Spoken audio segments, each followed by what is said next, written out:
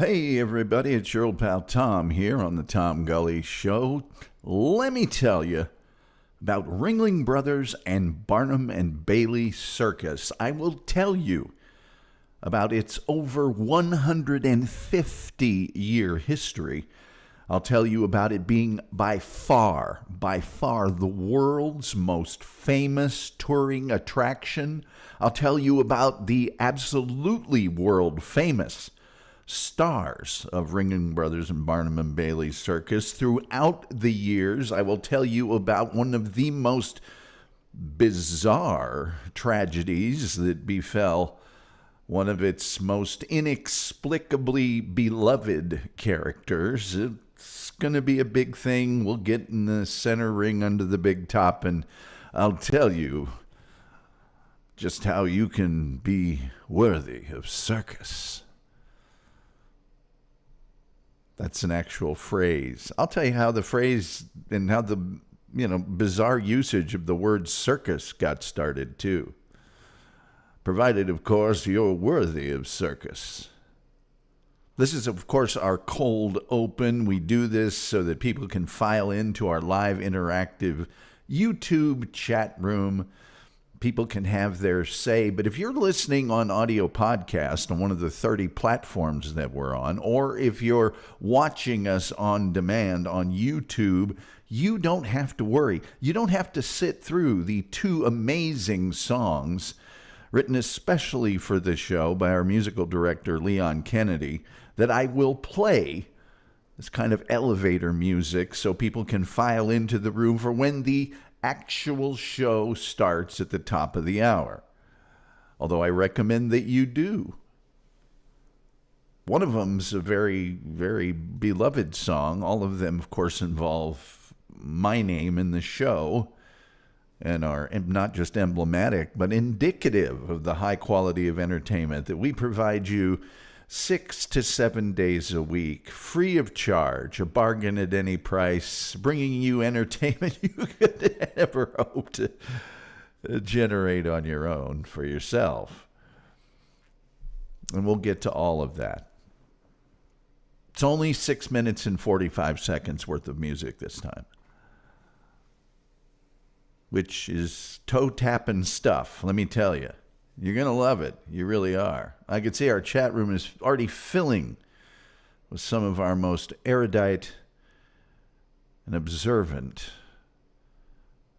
YouTube chat room followers. But with all that being said, enjoy the tunes as best you can. And in 6 minutes and 45 seconds, and a minute or two for me to do some, shilling for the show a little bit, let me tell you about Ringling Brothers and Barnum and Bailey Circus.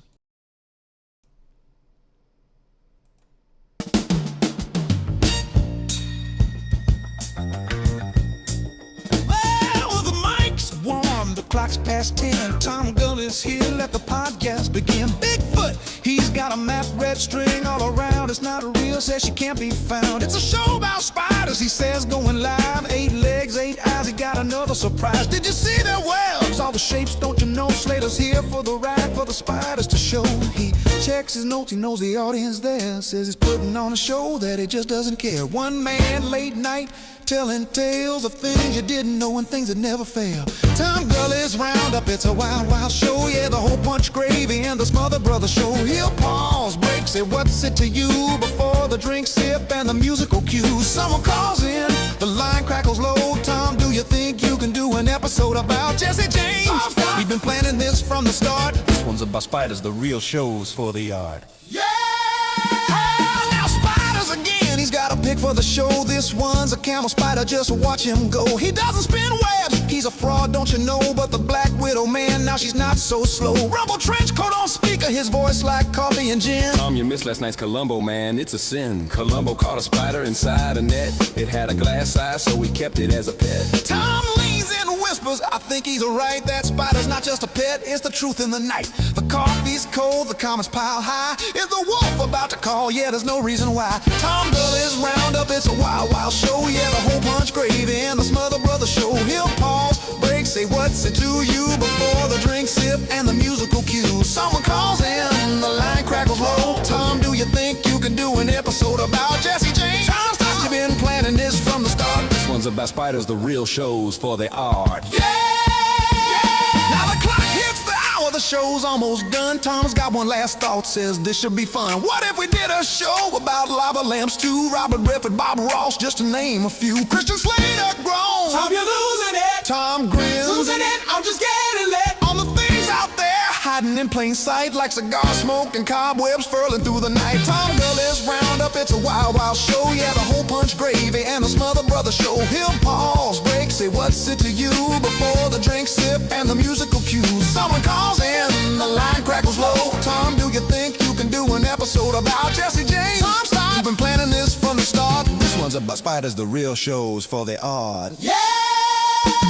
Yeah, it's Tom's roundup, man, here we go. Yeah, Gunsmoke, Jello, and Generation Jones. He'll pause, break, say what's it to you before the drink sip and the musical cues. Someone calls in, the line crackles low. Tom, do you think you can do an episode about candy smoke? Tom, stop, you've been planning this from the start. This one's about spiders, the real shows for the art. Yeah!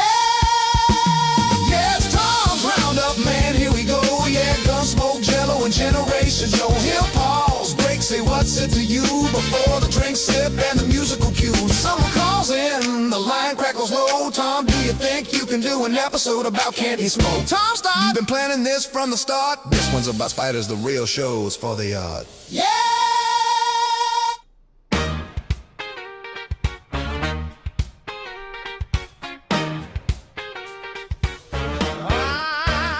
It was late, one even smooth and mellow and sweet. Tom Gulley on the airwaves laying down that beat.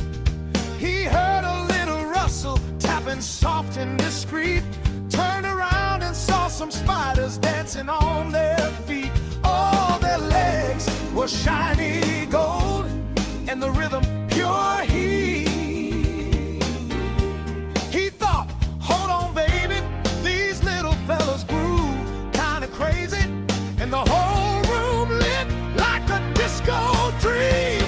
Oh, that was the night the spiders attacked, but with disco hearts, baby, nothing got whacked. Skittering, jittering, never losing the tact. Tom Gulley smiling, feeling all the impact. Oh, honey, no one got sacked on the night. Oh, the night, the night, the night the spiders attacked. Christian Slater walks in with his Hollywood stride, leather jacket shimmering, grin open wide. He saw those tiny dancers moving side to side. Didn't take a minute for the man to join the ride. Every spider in the room kept the groove amplified. The lights flickered bright like a Motown stage. Silky harmonies floating like we'd turn a new page.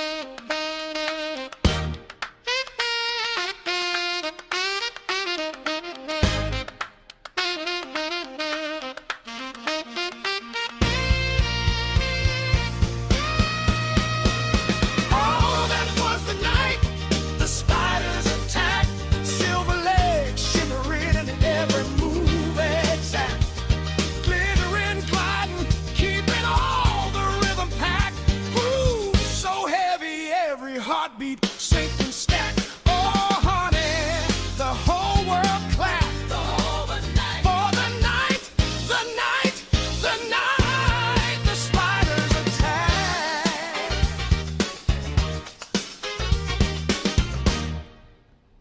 Hey, everybody, what's going on? What's hot? What's hip? What's happening? What is shaking? Let me tell you about Ringling Brothers and Barnum and Bailey Circus, how it started, the 19 names for it, the main brothers, and then P.T. Barnum, and then some guy nobody cares about named Bailey, and then the guys that were in it and that did weird things, and then there's an animal involved or two, and a fire, and it's a crazy story. And people would squeal with delight. Yes, I said squeal. When the circus would come to town. Before we get to all that, do me a favor, like, share, subscribe, retweet, notification bell, all those 100% absolutely complimentary free things that you can do that only cost you a click and tremendously help our fledgling little show here with the algorithm, the almighty, all-powerful, all-knowing algorithm. Plus, we do have super chats, we have memberships, we have gifted memberships, and we need some super chats today because it's the last day of the month. And we're this close to our threshold, so we get paid next month by Google. That's how they do it. You imagine that? You've got to wait 3 weeks to get paid after the end of the month. It's akin to slavery. Also, if you go to our YouTube description, you can get to the PayPal where you give the most, we get the most. Roller Skater Texas Girl was so generous this week on our PayPal, thanks to her. And she apparently is doing some skating because it's beautiful here in Dallas. We're going to see 83 degrees today, and it's February, so that's wonderful. Also, you can go to our merchandise store where there's a wide variety of top quality name brand merchandise that'll make you a focal point of praise and pleasure, adding a warmth and charm to any room. And it's got our logo on it. So there you are. Let's check out our chat room very quickly. Stribbs is here. He says, now this is circus. Which brings me to the 1952 film I will tell you about regarding the Ringling Brothers and Barnum and Bailey Circus, which is quite wonderful. Tyler Schollenberger is here. He's an OG follower of the show. He says, good afternoon. He's from the Quad Cities. I always thought I'd see more wheelchairs in the Quad Cities, but he says Steve O of MTV fame was actually a Ringling Brothers circus clown for a while. I did not know that. The chef is here. He says Cooper, there at Geraldine, says he's never been to the circus. Well, you tell Cooper we're going right now, mister.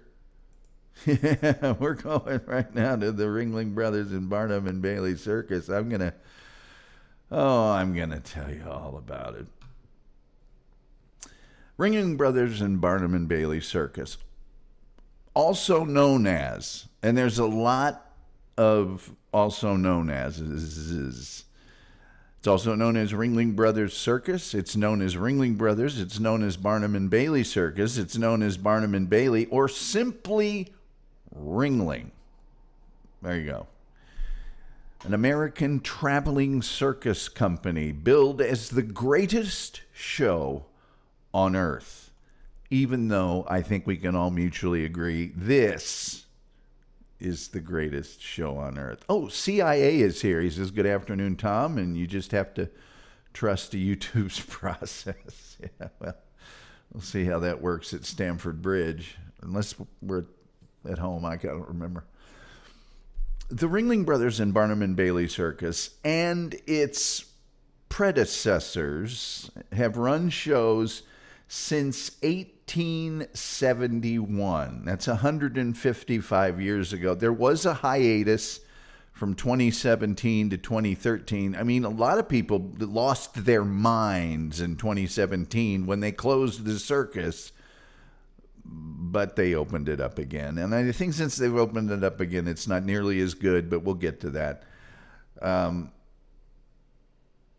the actual official Ringling Brothers and Barnum Bailey Circus started in 1919 when the two circuses merged. That's the reason there was a Ringling. I'll get to it. I will get to it.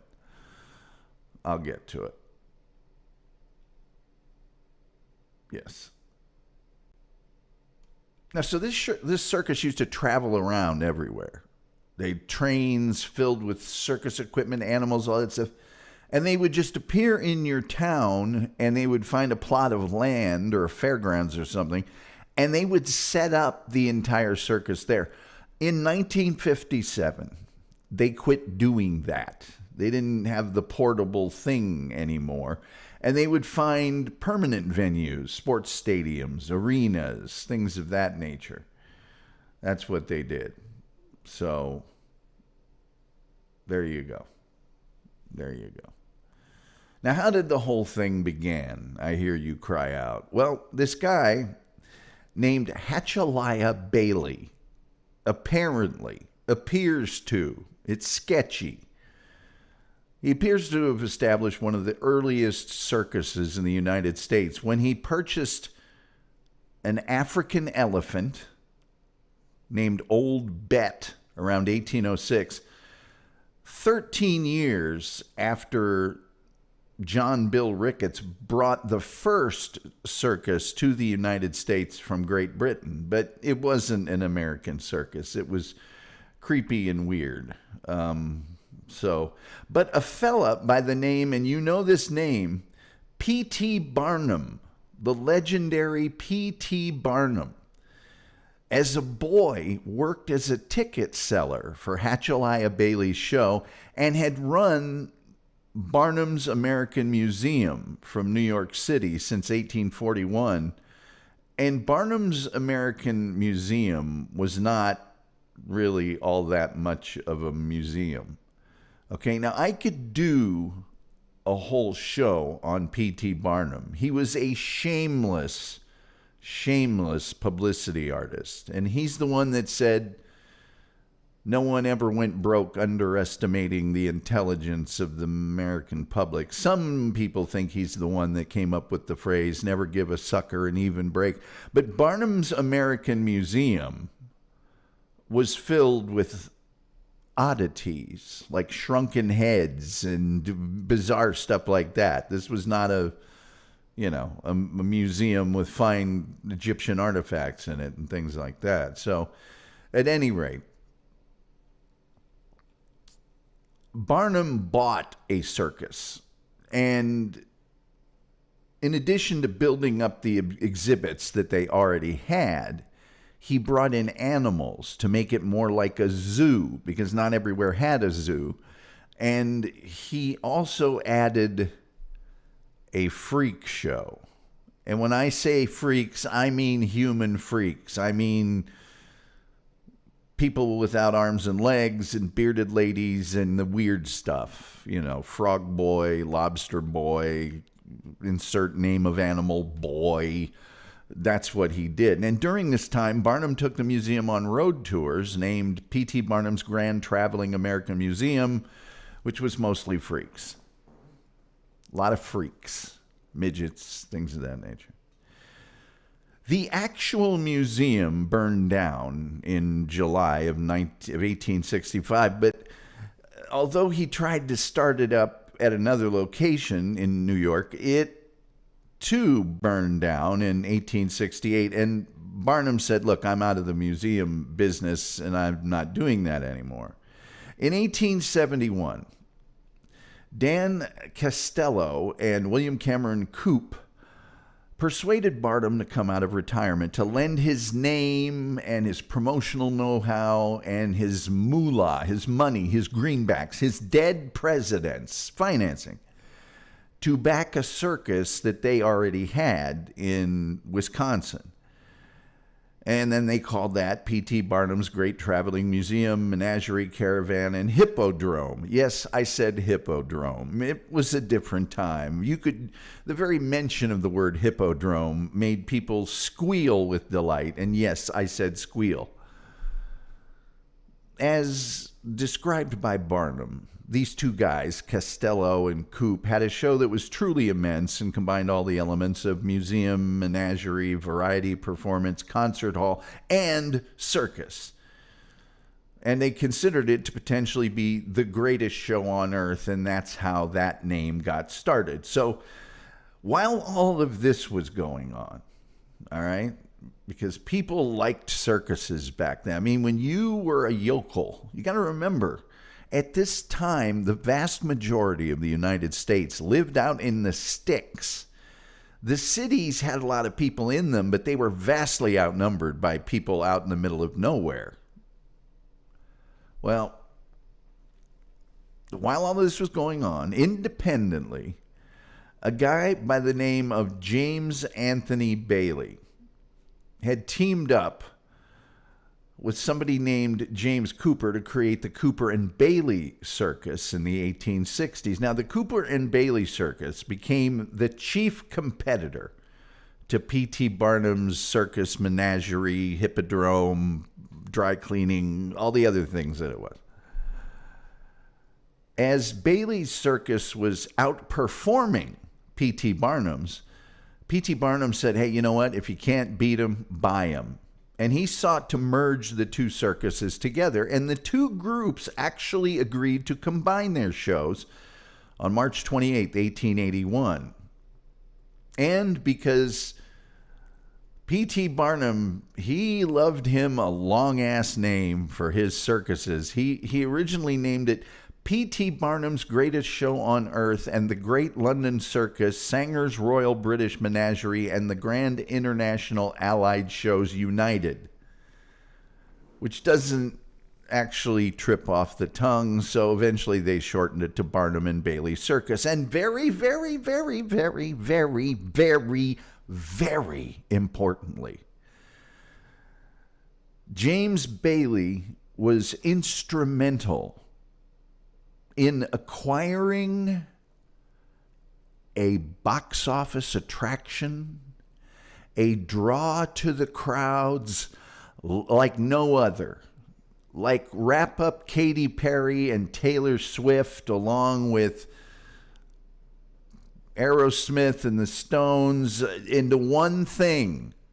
Because back in the 1880s, this was the thing. They acquired Jumbo, the world's largest elephant, for the show. Jumbo was a rock star.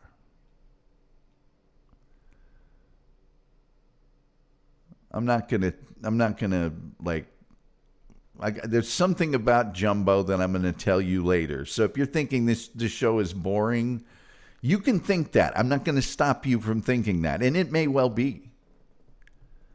But the thing I'm going to tell you about Jumbo, and if you're watching on YouTube, the photographs I will show you of Jumbo will boggle the mind. The Barnum Museum of Natural History opened up in 1884 on the Tufts campus, and later on involved Jumbo. Well, it's all I'll say, because it's horrible and weird. But I'll tell you about it in a second. Now, while all this is going on, there's a lot of while this is going on involved with these circuses.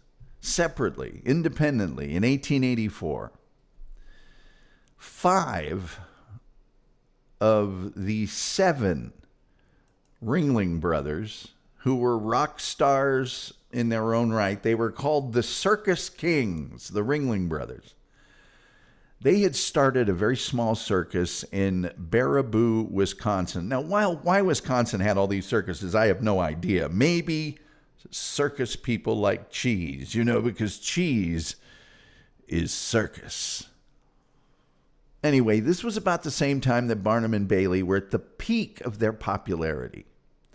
And similar to dozens of small circuses, because yes, there were small circuses. It wasn't like there was just these big, no. Circuses were all the rage in these little towns and stuff. So similar to the dozens of small circuses that toured the Midwest and the Northeast of the United States at the time, the brothers moved their circus from town to town in small animal-drawn caravans. And their circus, because these guys were, after all, the circus kings, well, it rapidly grew, and they were soon able to move their circus by train, which allowed them to have the largest traveling amusement enterprise of the time.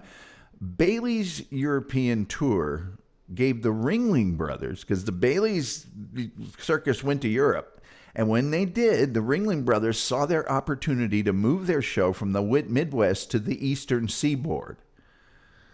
Well, faced with this new competition, Bailey took his show west of the Rocky Mountains for the first time in 1905. And as a reward, he died the next year, and the circus was sold to the Ringling Brothers.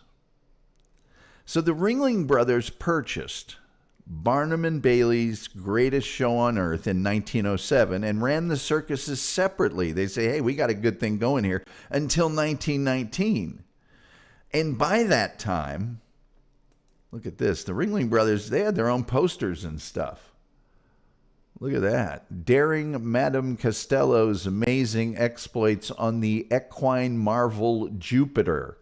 All the animals had names. They were the coolest, man. They were, they were the guys.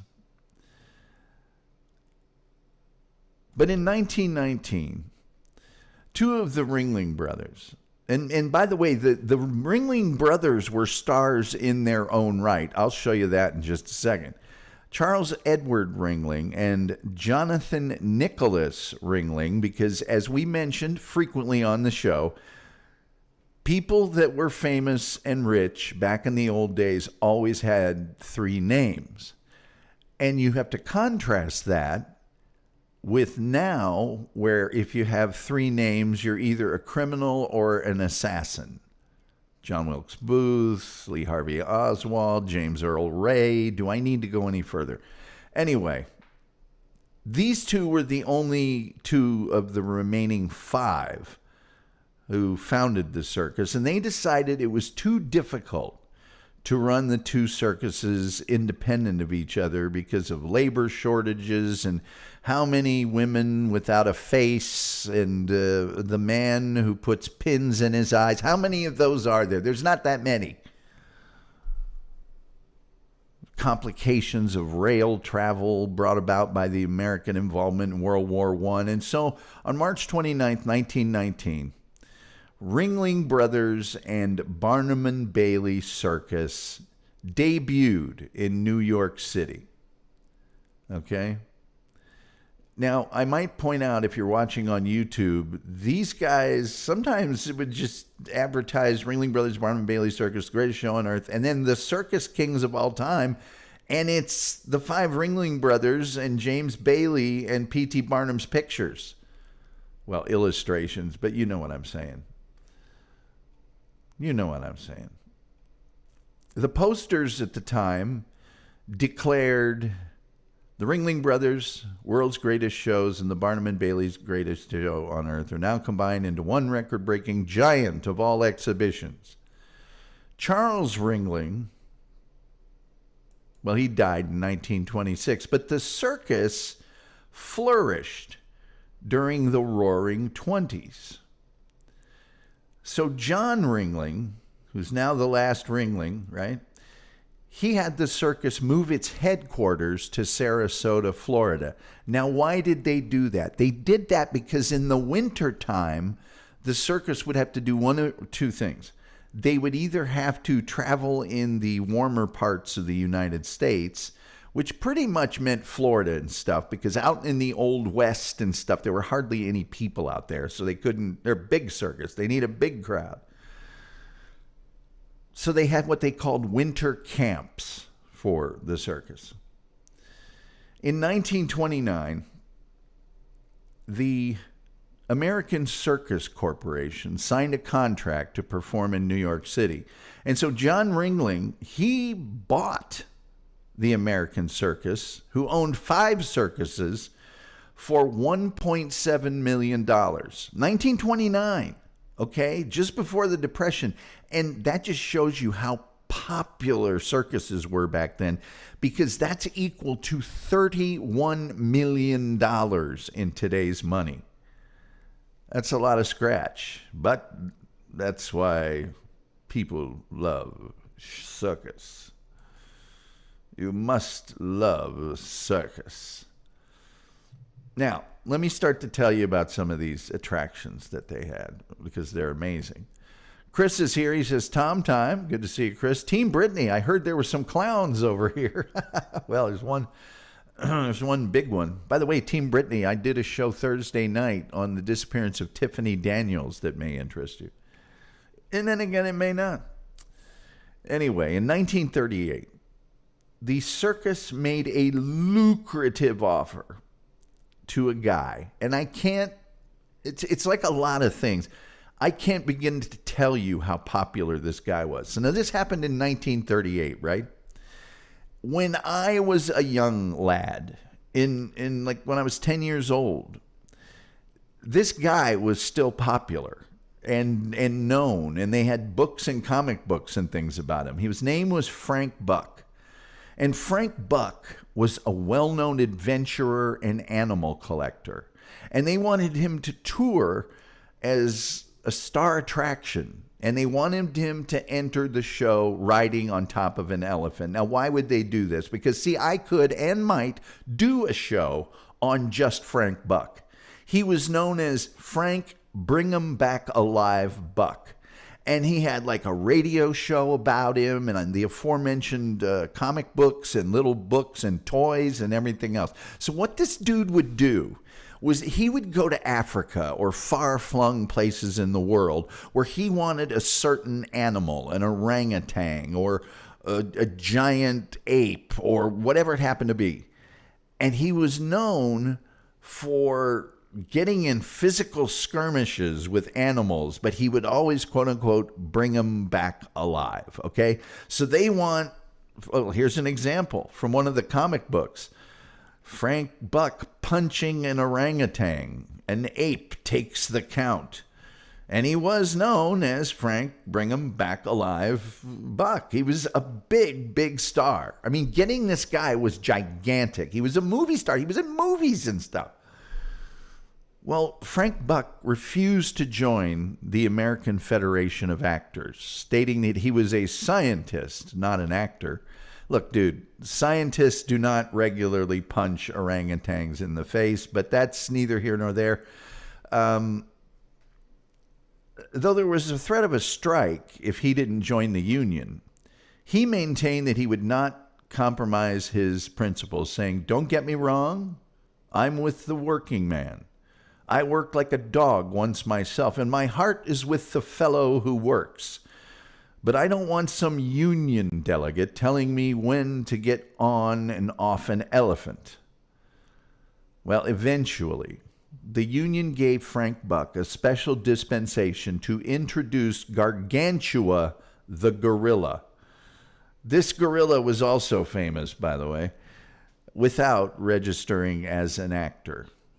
Okay? So they said, look, we'll go ahead and allow you to, but, you know, Gargantua, the world's most terrifying living creature, the largest and fiercest gorilla ever brought before the eyes of civilized man. And oh, by the way, he was called Gargantua the Great, because just Gargantua the normal would, you know, I wouldn't do much of anything for anybody. By the way, here is Frank Buck with John Ringling right there. And he's atop an elephant, of course, because, of course, why wouldn't he be?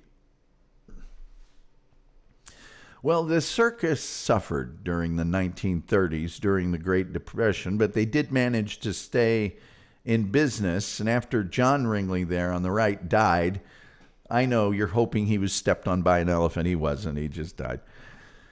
His nephew, John Ringling North, managed the indebted circus twice, once from 1937 to 1943.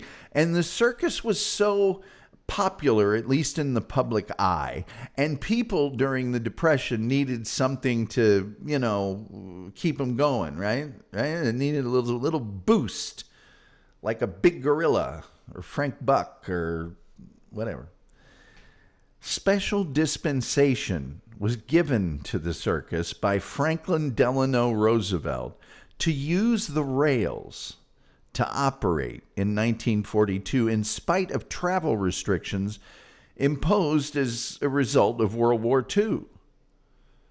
Many of the most famous images from the circus were published in magazine and posters and were captured by famous photographers who would actually travel the world with the circus, capturing its beauty as well as its harsh realities, yes.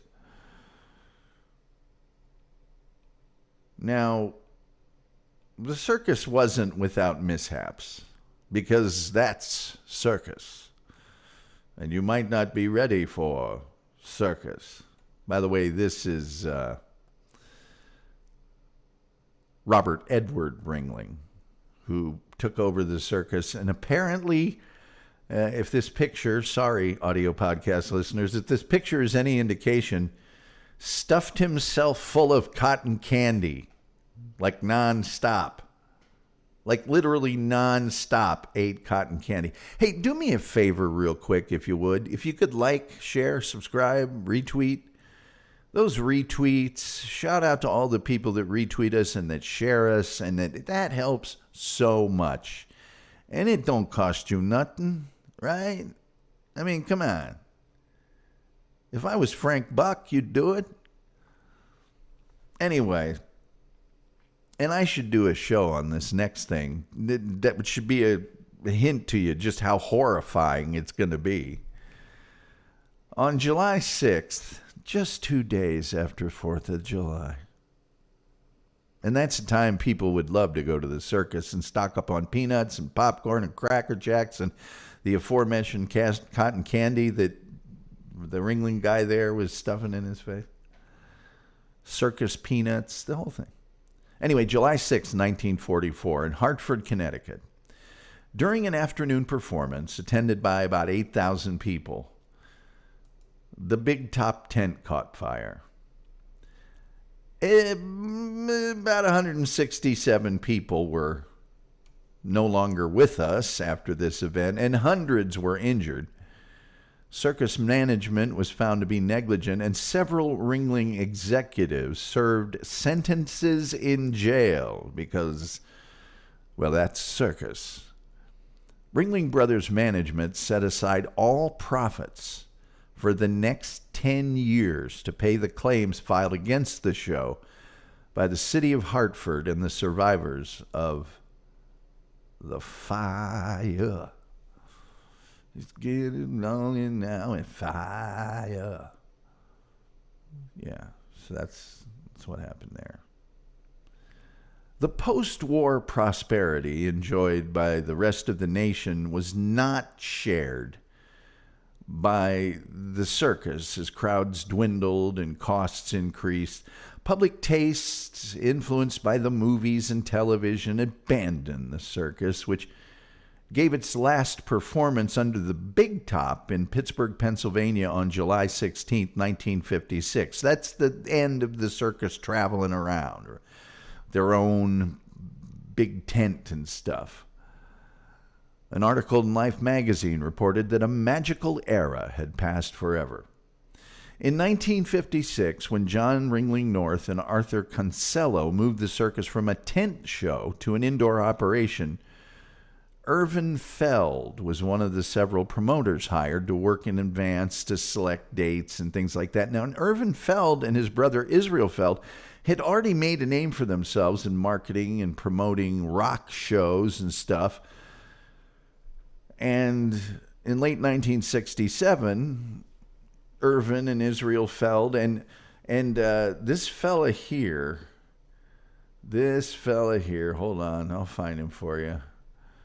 Roy Hofheinz, Judge Mark Roy Hofheinz of Texas, bought the company outright from the Ringling family for about $8 million, which is $77 million today.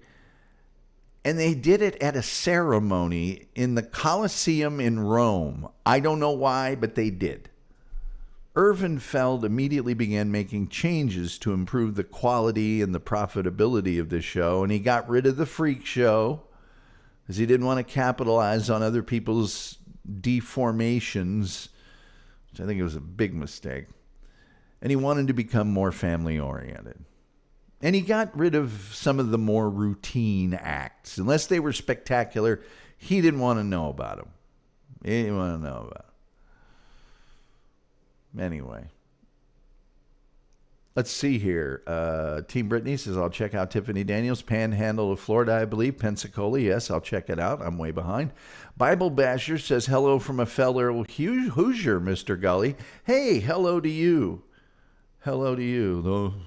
Back home again in Indiana, and it feels so good to roam the weeping sycamore. Anyway, the new mown hay in all its fragrance, through the fields I used to roam. When I think about the moonlight on the Wabash, how I long for my Indiana home. That's just for you, Bible Basher. Sky is here. Good to see him. Lucas Malago says, whoa, buddy, that picture of Gargantua was terrifying. Reminds me of my time in Detroit. Horrifying. In 1968, with the craft of clowning seemingly neglected, and with many of the clowns in their 50s, he actually established, and I'm not joking here, this is not a joke. I wish it was a joke, but it's really not a joke. He established the Ringling Brothers and Barnum Bailey Clown College. Yeah, he did. He did that. By the way, here's a picture of the early circus with the tiger and all that.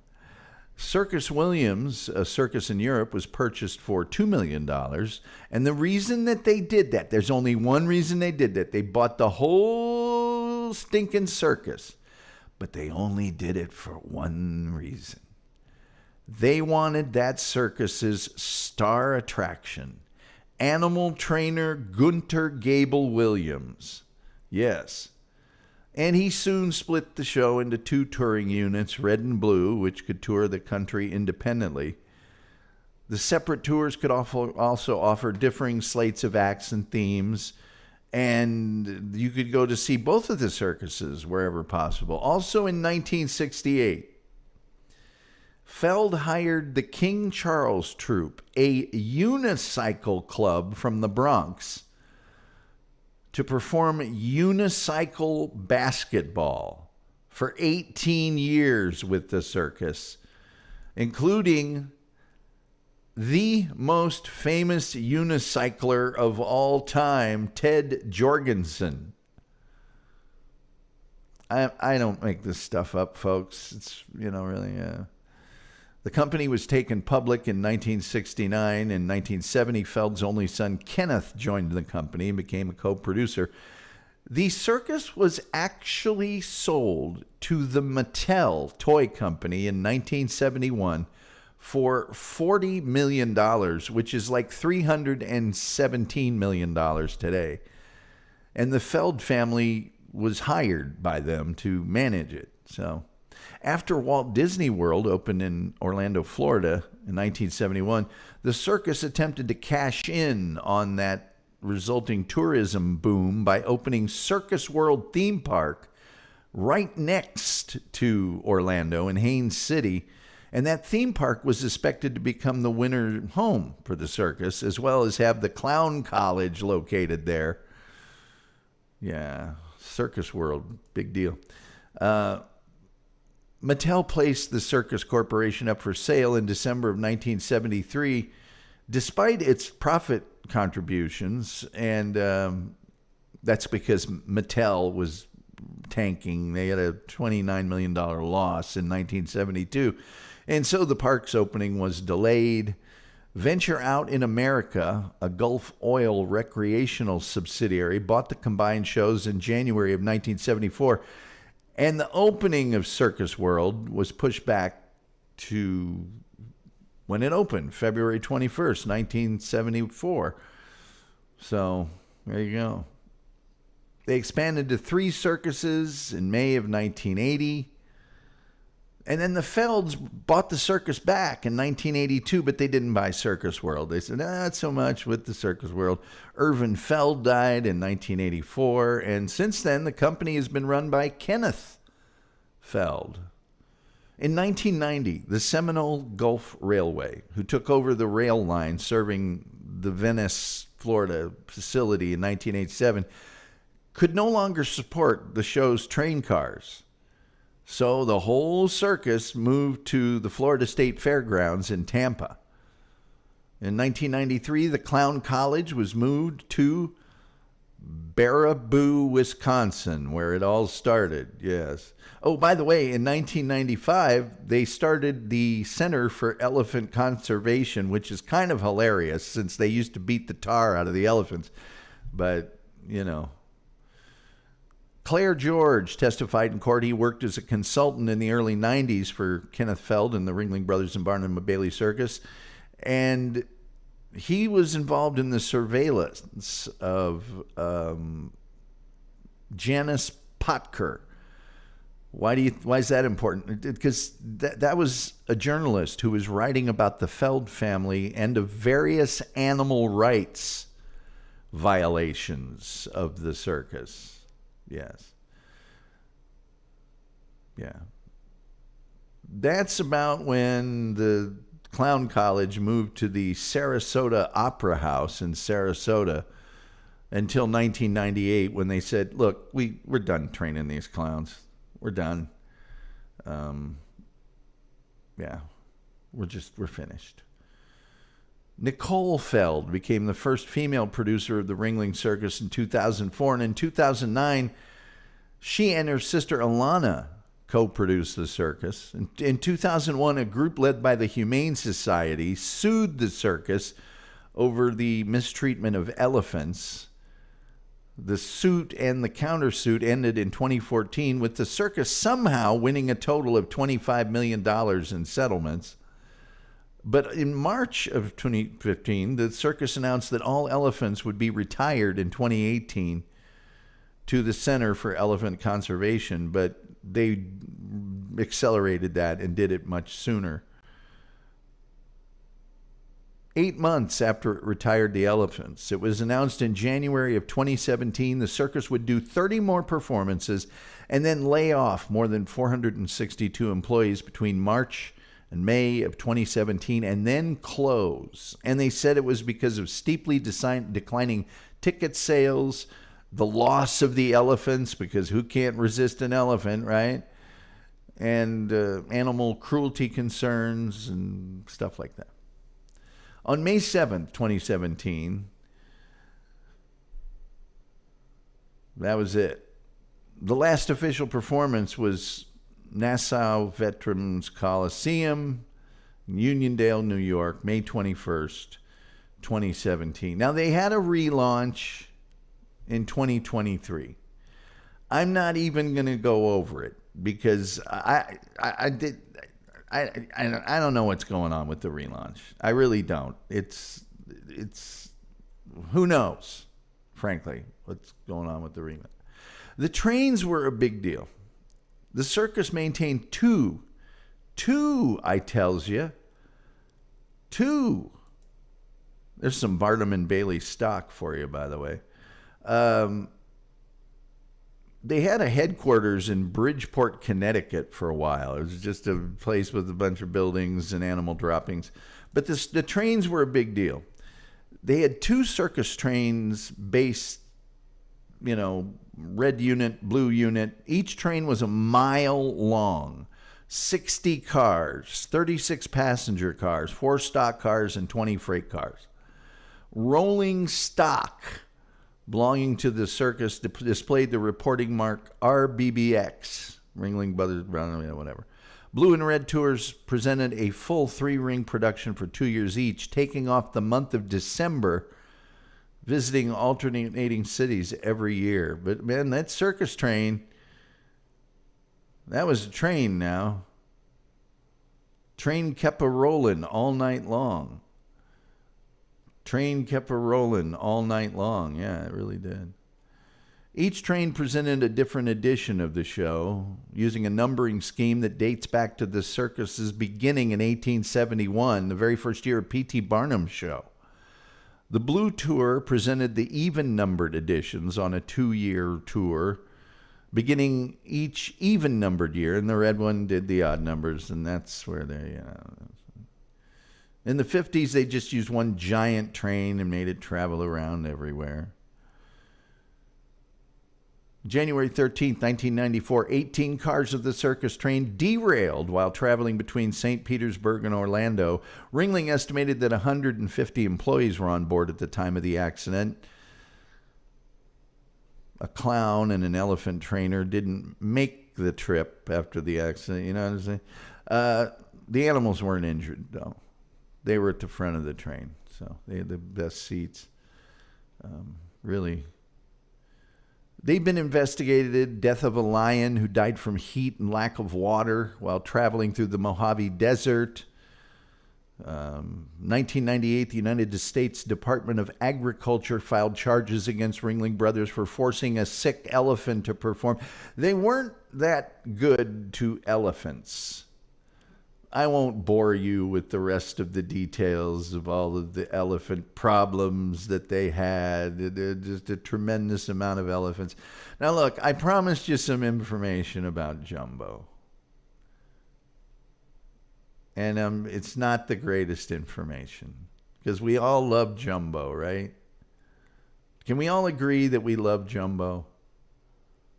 Can we all just agree that Jumbo was beloved and was the heart of the circus for many, many years? Jumbo, the world's largest elephant. Can we agree to that? I'm trying to find... Here we go. I'll just get to the heart of the matter. It's time to get down to the heart of the matter. So, Jumbo, as it turns out, very popular, giant African elephant. He was the centerpiece of the whole circus. Well, Jumbo mentioned all the trains, didn't I? I'm pretty sure I mentioned all the trains. He died at a railway classification yard in St. Thomas, Ontario, Canada in September of 1885. You know, because the circus crisscrossed North America by train. And St. Thomas was considered an ideal location for a circus because many of the rail lines converged there. Jumbo and the other animals had finished their performances that night. And as they were being led to their boxcar, train came down the track. I just made that sound effect for production value. Ding, ding, ding, ding, ding, ding. Jumbo was hit by a locomotive and mortally wounded, dying within minutes. Yes.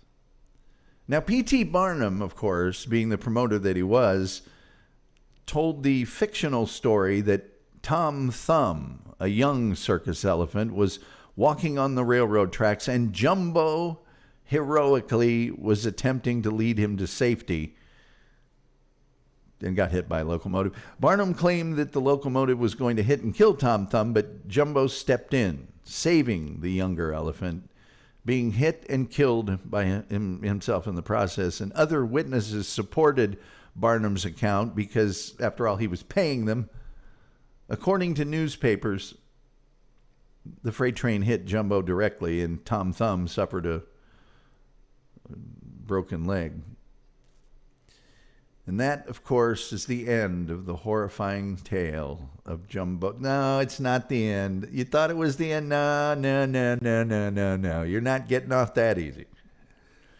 Many metallic objects were found in the elephant's stomach, including English pennies, keys, rivets, and a police whistle.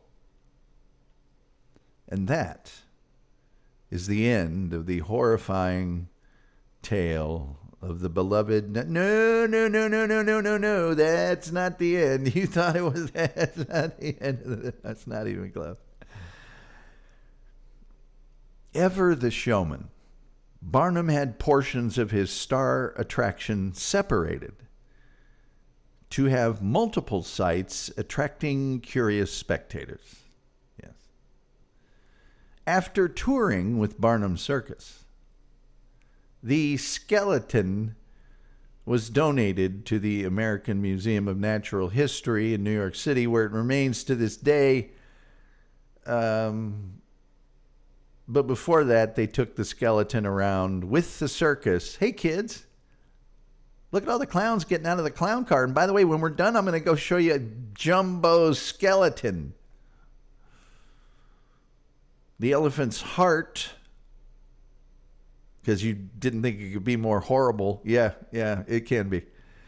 The elephant's heart was sold to Bert Green Wilder of Cornell University and was lost in the 1940s.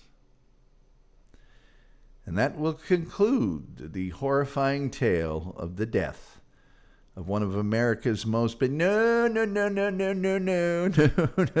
that's not the end. Jumbo's hide was stuffed by William J. Critchley, which is the perfect name for a guy that would stuff an elephant's hide. Hey, Critchley, get over here. And Carl Akeley, both of Ward's Natural Science, who stretched it during the mounting process, and the mounted specimen traveled with Barnum Circus for 2 years. And that will end the tale of one of the most cherished symbols of a time gone by. That no, I'm sorry, that's not quite the end of Jumbo and the horrible tale. Barnum eventually donated the stuffed Jumbo to Tufts University, where it was displayed at P.T. Barnum Hall for many, many years. And that will end the horrifying... Nope, I'm sorry. That won't end the horrifying... The hide was destroyed in a fire in April of 1975. But now at least we can all rest knowing that there's no way that poor animal can be exploited anymore, bringing to a conclusion the horrifying tale of, no, I'm sorry, it's not quite over yet. Ashes from the fire, which are believed to contain the elephant's remains, are kept in a decorative urn. No, I'm sorry, it's not in a decorative urn. The ashes of the most beloved animal in the history of the circus are kept, I am not kidding you, in a 14-ounce Peter Pan crunchy peanut butter jar in the office of the Tufts athletic director.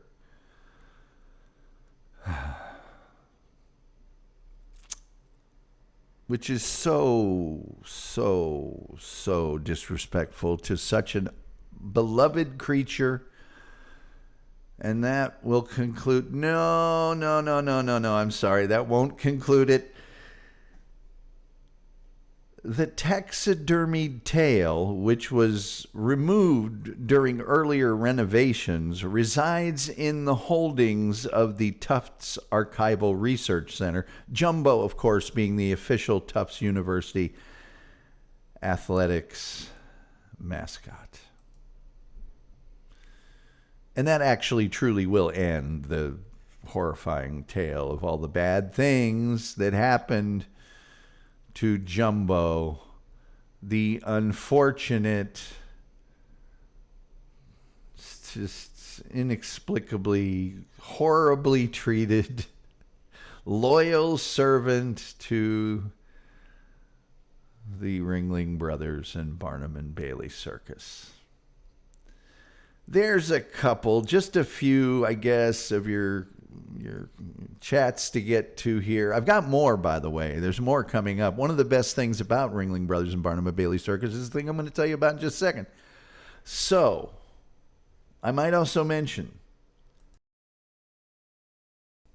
once again, this is the last day of the month, and we have not quite reached our super chat threshold that allows me to get paid next month. Our metrics are up so high in views, view time, subscribe, everything, except the most important thing, which is, of course, the money. It's not the most important thing, but it is a thing. Let's see here. Team Brittany says, beautiful cat, Circus World equals YouTube these days. Oh, you got that right. Clown College. Yes, Clown College. There's actual college for that. The Wolf is here. Do you really long for your Indiana home? By the way, another clean scan for the Wolf. All right. That is good. And the Wolf, I told the Wolf that he's indestructible. He wouldn't believe me, but the Wolf says, I'm sure the chief would have enjoyed this subject. I think he cooked for the circus for 6 months. Wolf says, must be a lot of people taking the online program to get their degree from the school. Seems there are many graduates all over the country. Team Brittany says, wrong on so many levels. And it's thank you for the nightmares in advance, Tom. Anyway, like, share, subscribe, retweet, notification bell, super chats, memberships, gifted memberships. A little something for the effort.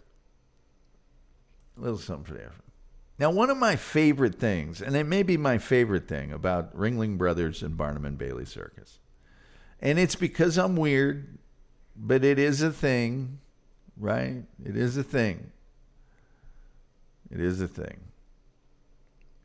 the 1952 movie Paramount Pictures, a Cecil B. DeMille production called The Greatest Show on Earth, which traced the circus through the setup and breakdown of performances in the 1951 season, the show's 81st edition since 1871. The film starred a bunch of people, but it starred Charlton Heston, and it starred Betty Hutton, and it starred Jimmy Stewart, and it also starred maybe the most famous clown ever, Emmett Kelly. It was awarded 2 Academy Awards, including Best Picture. Okay? Now, why do I love this movie? Well, there's 2 reasons, big reasons, really. I mean, the first reason is I think they were trying really hard to get Jimmy Stewart a Academy Award for this movie because he played a clown that was formerly a doctor that was hiding out. It was kind of like Richard Kimball. He had done something that they tried to get him for murder, and so he never took off his makeup ever in the movie and was miming all the time and stuff. It also starred Dorothy Lamour and one of my favorites, Gloria Graham, who's ah-cha-cha. I said it, ah-cha-cha. She was, she was all that in a bag of chips. It won Academy Awards for Best Picture and Best Story. It was nominated for Best Costume Design, Best Director, Best Film Editing, won a Golden Globe for Best Director and Best Motion Picture as well. So, but the reason I like it more than anything else is they so heavily glorify the circus. The way they talk about it, it's got to be 20 times in the movie. It's, maybe you're just not worthy of circus. And he's just not circus. It is fabulous. It is absolutely fabulous. Some people were made for circus, and some people weren't made for circus. And I think that's hilarious. And by the way, Charlton Heston is the one delivering this line most of the time. Take your things and go. You're not circus. You're just not circus. Anyway, the movie was so popular that in the early to mid 60s, there was a TV version of it with Jack Palance playing the Charlton Heston role. And he says circus in that one too, you know? If somebody was performing even though they had a broken leg, see that's circus. It's so hilarious.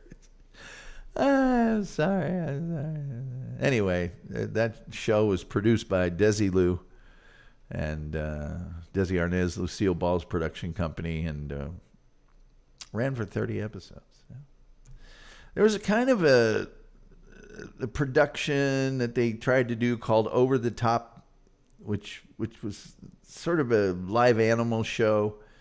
It didn't work out so well. They had so many problems abusing the animals, which, I'm sorry, maybe a tiger needs to be abused a little bit if you're going to keep him in line. But, and then there was also another movie called The Greatest Showman in August of 2011. 20th Century Fox produced that one. Hugh Jackman played P.T. Barnum, and Michelle Williams portrayed his wife Cindy, and it was a heck of a movie. And believe me, that film was circus.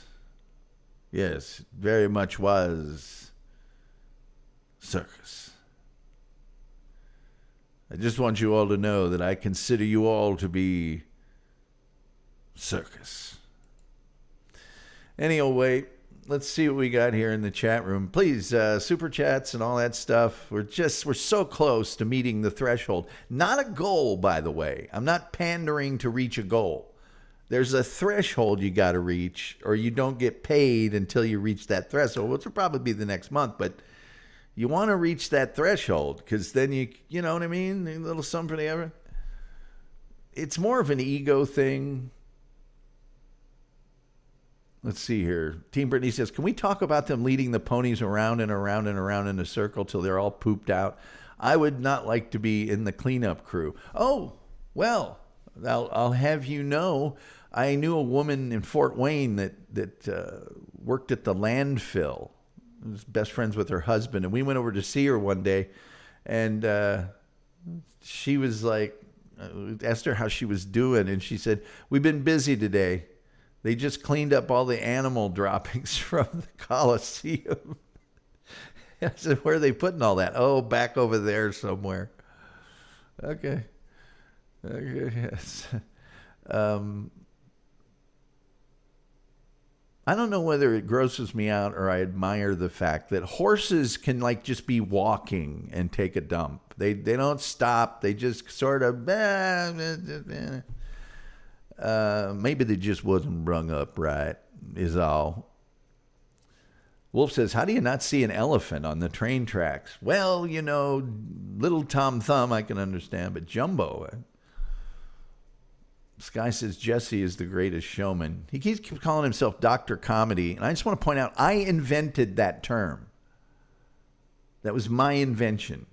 I don't get any credit for that. And it wasn't directed at him, by the way. Team Brittany says at some point the alcohol takes over, maybe when you're driving a train.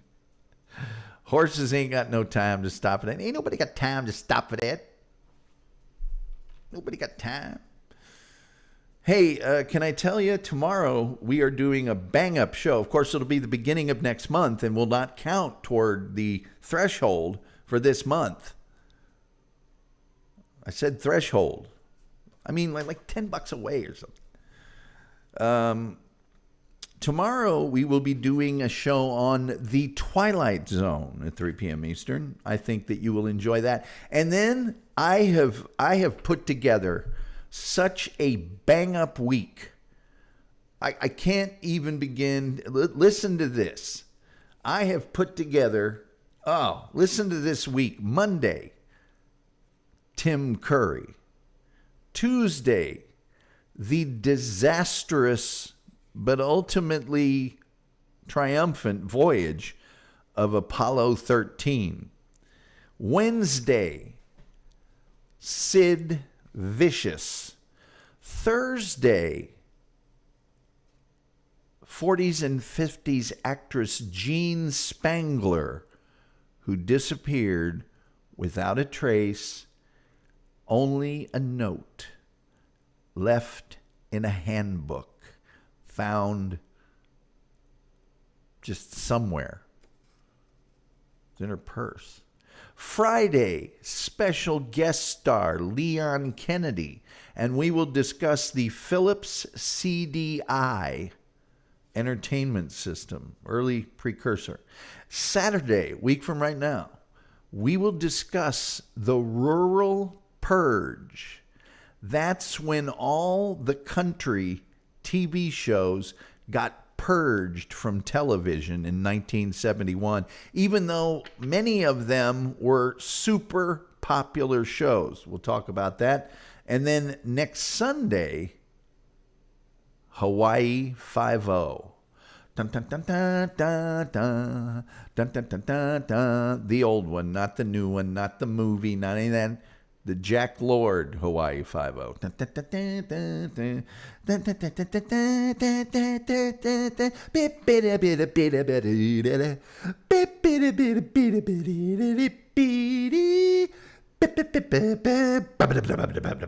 That show.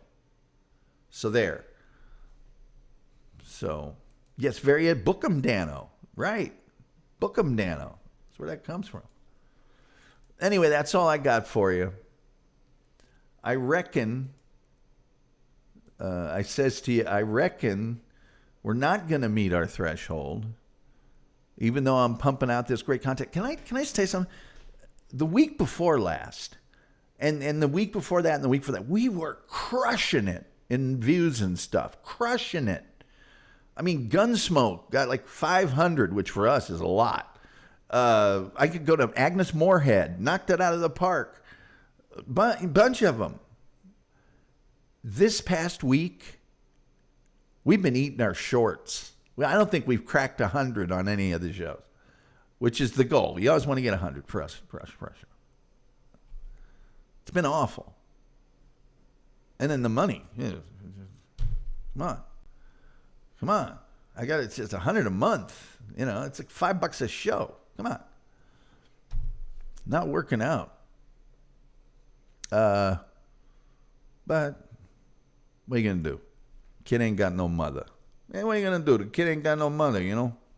One thing we do have is the very best music for the show, of any show on the internet. And I'll stand by that.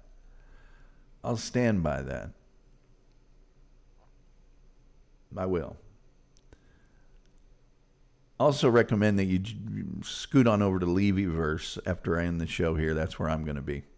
Now, looking at that old clock on the wall. Tomorrow, Twilight Zone.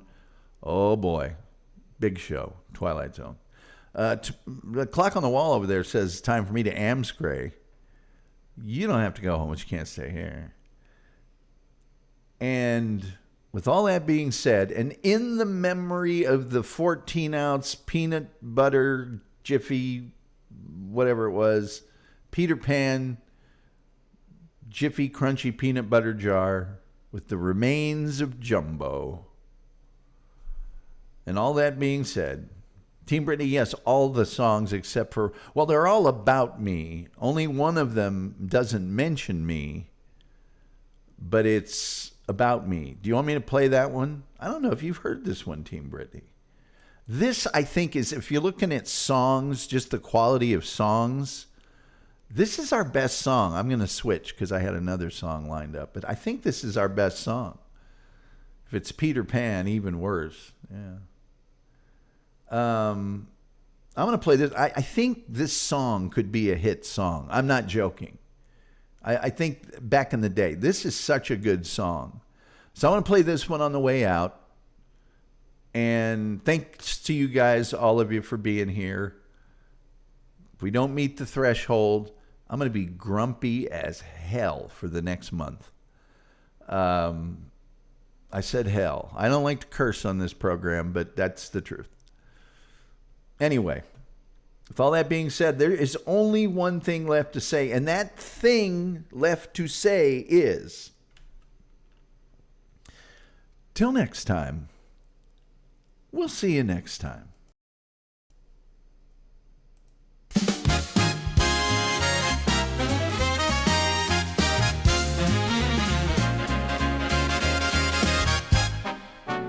They said the night was crowded, too many voices in the room.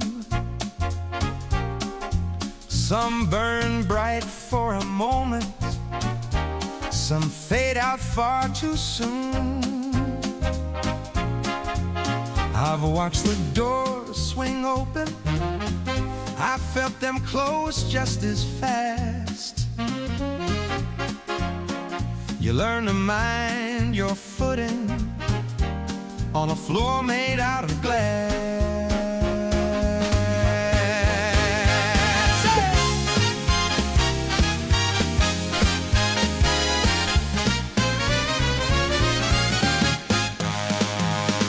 I've been counted out, I've been counted wrong.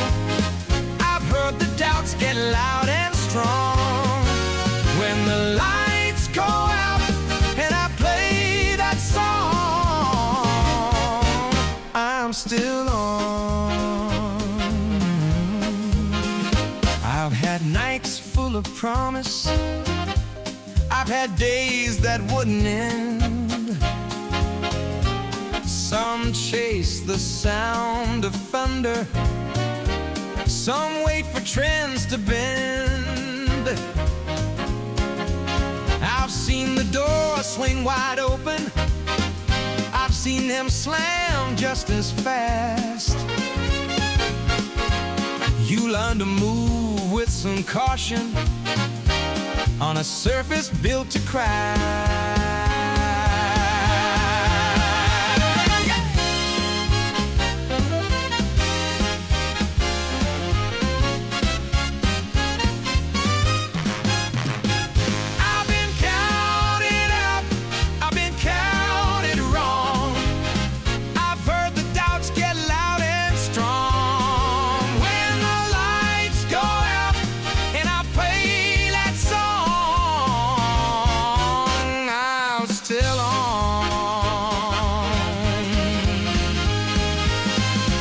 Talk about the past, let them say it doesn't last. I don't need the wind forever, I just need to run one more mile, one more honest song. I've been counted up, I've been counted wrong. I've heard the doubts get loud and strong.